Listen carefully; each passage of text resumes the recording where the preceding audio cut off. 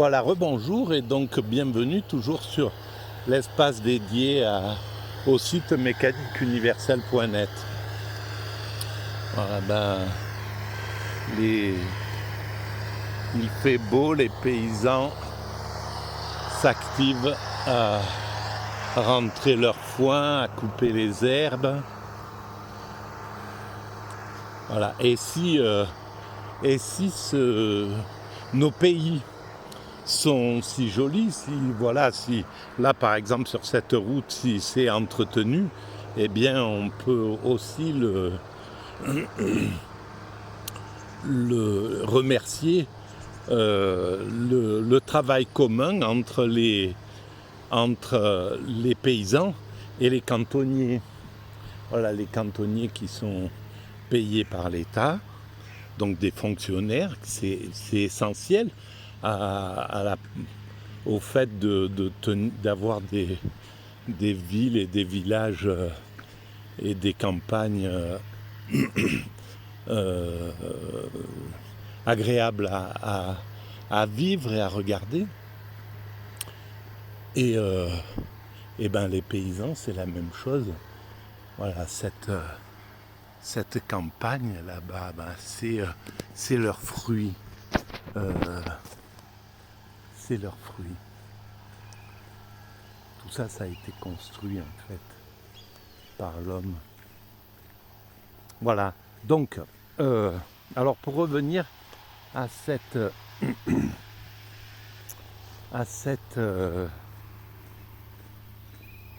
vision de l'humanité qui évolue vers son ultime perfection. Alors là, on voit, tiens, c'est quand même intéressant de regarder tout ça. Voilà, dans le ciel, des buses, des busards, c'est pas des aigles, hein, mais ce sont des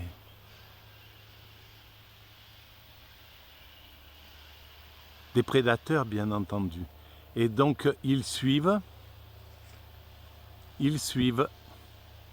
le tracteur qui débusque les souris, les mulots, etc. Voilà. Et donc ça, ce travail, encore, cette solidarité inconsciente entre l'homme et l'animal, elle est constante et on s'en rend pas compte, mais c'est quelque chose d'essentiel. Voilà, l'aide des abeilles ou des animaux dans l'organisation de l'être humain est considérable en réalité. Et voilà, mais on commence à prendre conscience de tout ça. On commence à se rendre compte que on commence à vraiment éclairer tout ce qui va multiplier le respect de l'homme envers la nature, envers les autres hommes, envers les autres espèces, etc. Donc on va vers cette amélioration, quoi qu'il arrive.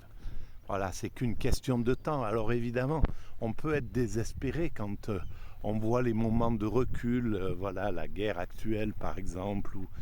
C'est des moments comme ça qui désespèrent un peu l'humanité, qui peuvent désespérer ceux qui doutent facilement, ou les hypersensibles, et ceux qui n'ont pas une vision, qui peuvent pas avoir une vision lointaine de l'évolution. Mais donc si on projette notre esprit dans un futur vraiment lointain, dans 3, 4, 5 siècles, peut-être davantage, on se rend compte que on améliore forcément, le mal ne peut pas gagner en réalité. Le mal est là pour faire évoluer le bien. C'est-à-dire que par exemple, cette guerre qui occupe les esprits des Occidentaux aujourd'hui et qui révolte d'ailleurs le reste du monde et l'Afrique en particulier, parce que elle révèle notre égocentrisme, notre narcissisme, notre occidentalocentrisme. Voilà, un petit peu comme si... oh, je ne sais pas si on le voit d'ici. Eh ben, c'est magnifique là-bas. Il y a un chien, je pense, et puis il y a des petits daims qui se promènent dans le champ.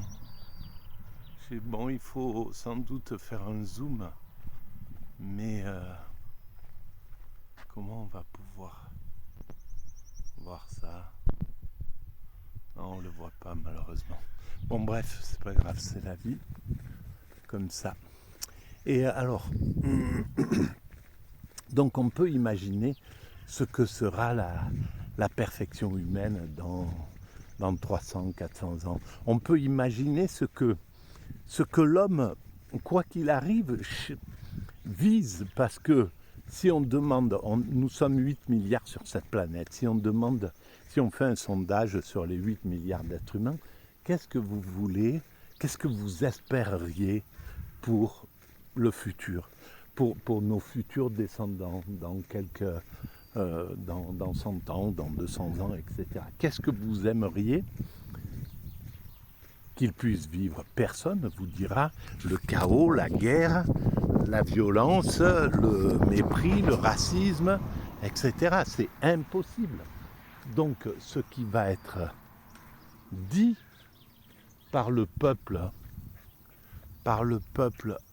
c'est des lièvres. Oh là là, c'est des lièvres. On les voit un petit peu là, on voit leur... Ah bon, c'était des lièvres. Alors des gros lièvres. Bon bref, ce qu'on pourrait espérer en fait, ce que les 8 milliards, et si on était vraiment si on voulait vraiment parler de démocratie, mais ça viendra évidemment, il y aura un vote universel pour que l'ensemble des peuples disent ce qu'ils souhaitent. Et évidemment, s'ils disaient ce qu'ils souhaitent, eh bien, ils diraient la paix universelle, la fraternité, la liberté, le fait de pouvoir se déplacer comme on veut, le fait d'être, voilà, de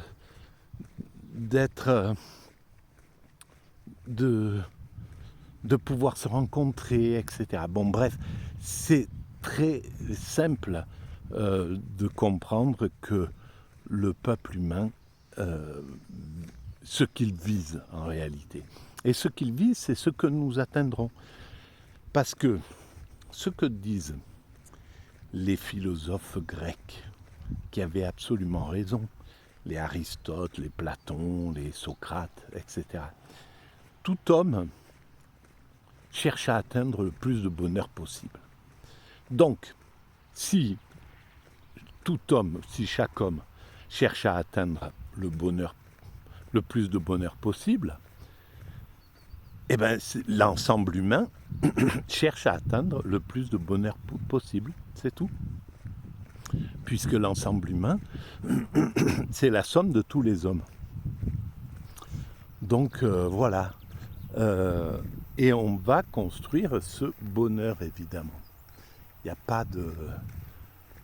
n'y a pas photo, même par-dessus les moments que nous traversons qui peuvent être difficiles parce que, en fait, les hommes vont raboter leur ego. La violence, c'est l'art d'aller faire raboter son ego par l'autre en réalité. Et c'est pourquoi les types partent avec la fleur au canon, la fleur au fusil, l'enthousiasme. Et ça me rappelle, quand je parlais avec mon père il me disait, quand il avait 20 ans, c'était en 1920, eh ben, c'est l'idéologie de la guerre, du guerrier, du soldat, tout ça, il y avait beaucoup des gens du peuple qui collaient à ça, qui étaient dans cette chose-là. Et donc, les gars de 14 sont partis pour une grande partie heureux d'aller faire la guerre, heureux d'aller en découdre, heureux d'aller se mesurer les uns avec les autres, heureux de foutre la pâtée à l'adversaire, etc. Et puis 4 ans après, épuisés, laminés, donc on a épuisé leur ego, on a épuisé leur testostérone, on a épuisé leurs muscles, on a épuisé, parce qu'en fait l'homme, il naît le matin, il se réveille avec un potentiel d'énergie qu'il doit dissiper, qu'il doit épuiser. Et il faut qu'il épuise d'une manière ou d'une autre. Alors soit il va construire des maisons, il va faire des routes, il va aller travailler le champ, élever des animaux, bon bref, tout être humain aime travailler, et a besoin d'épuiser cette énergie. Et donc, il peut l'épuiser psychiquement, hein, ça épuise exactement pareil. Un être humain de réfléchir, hein. C'est la même, ça conduit à la même fatigue. Donc, ces soldats de 14-18, ils sont revenus de là avec une volonté de paix, avec un sentiment d'absurdité de la guerre encore plus développé qu'avant, etc. Donc le pire a conduit forcément au meilleur. Et c'est exactement ce qui est en train de se passer. Le pire conduit au meilleur.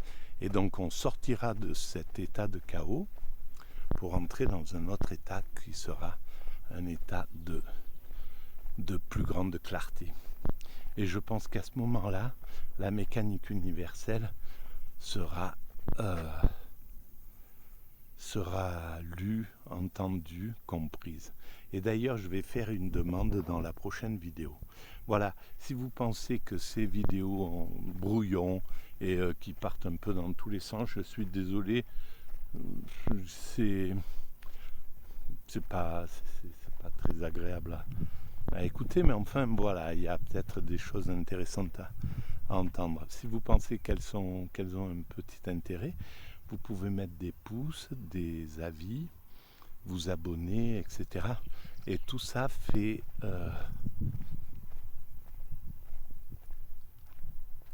donne de la visibilité à ces vidéos. Voilà, à tout de suite, merci de votre écoute.